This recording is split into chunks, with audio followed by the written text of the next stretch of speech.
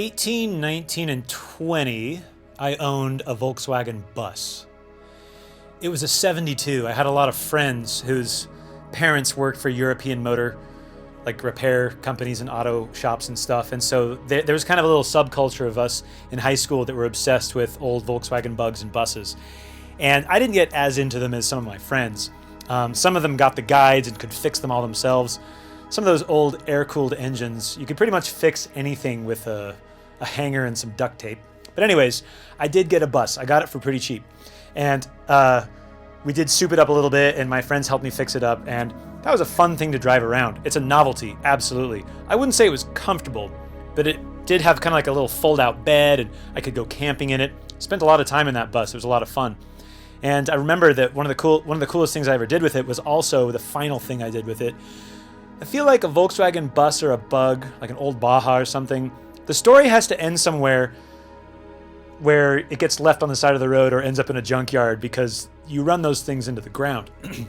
So I had some friends in Rexburg, Idaho, and Rexburg, Idaho is a very small place. In fact, if you've ever seen the movie Napoleon Dynamite, you've probably seen what Rexburg, Idaho looks like. It's not the same town, but basically the same thing. Pretty desolate, houses very far apart, funny little stores and funny little communities, which I actually love. So there's a part of Rexburg, I can't remember what the hill is called. Shoreline or Ridgeline or something. I can't believe I even remembered that. I don't think that's it.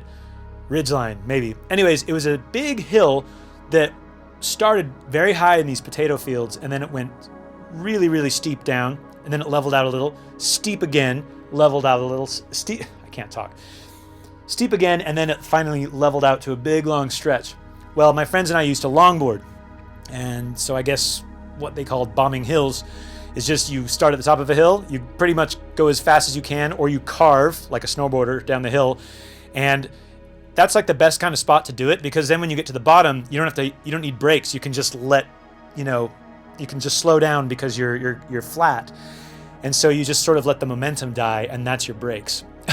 I was never great at longboarding, but so we brought our longboards in preparation for that. We were like, we're going to longboard down this giant hill for like an entire weekend. And we did.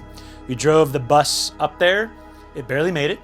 And we longboarded down that hill. Plus we had a vehicle with us, which means that we didn't have to walk up to the top again. So it's like a carnival ride. You know, we literally had our own roller coaster. Get on longboard, fly down this hill. Serious adrenaline, so much fun. And then just let the momentum die at the bottom. And then your friends pick you up in the bus, and you go up to the top, and then you switch. Somebody else does it.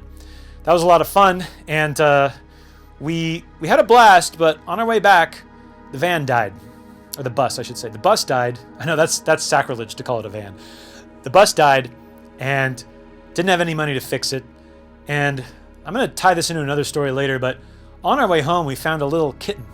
A black and white kitten that was lost, and a stray cat, very tiny one, and I kept her. I named her Moo because she was black and white. She looked like a little kitten cow, and I named her Moo.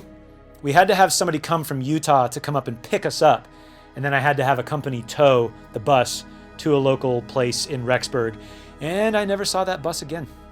I have many pictures of that bus. I had a Todd McFarlane Spawn figure this is so nerdy, in the windshield of the bus, so that if you saw the bus coming towards you, you just saw this like crazy figurine, and I thought I was so cool.